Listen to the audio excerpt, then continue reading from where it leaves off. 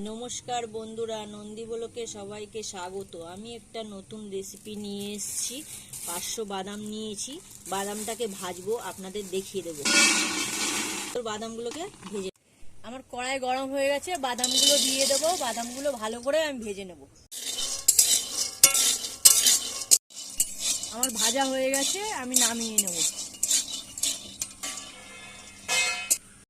আমি বাদামগুলো ভেজে নামিয়ে নিয়েছি। আমি বাদামের খোসাগুলোকে এরম ডলা দেবো, খোসাগুলো আলাদা হয়ে যাবে। এরম করে সব খোসাগুলোকে ছাড়িয়ে নিতে হবে। আমার খোসাটা ডলে ছাড়িয়ে নিয়েছি। এবার এরম করে ধুয়ে নেবো, খোসাটা বেরিয়ে যাবে। এরকম কি সুন্দর খোসাটা বেরিয়ে যাচ্ছে। এরম করে পরিষ্কার করে নেবো। ছাড়িয়ে নিয়েছি খোলাগুলো, এই যে খোলাগুলো। এই বাদামগুলো খুব খেতে টেস্টি হয়। বাদামে একটা তেল থাকে, খেলেও উপকার।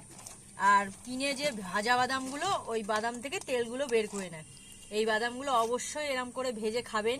কেমন হয়েছে জানাবেন, লাইক করবেন, শেয়ার করবেন। ভালো লাগলে অবশ্যই সাবস্ক্রাইব করে আমার পাশে থাকবেন। আবার নতুন নতুন রেসিপি নিয়ে আমি আসবো।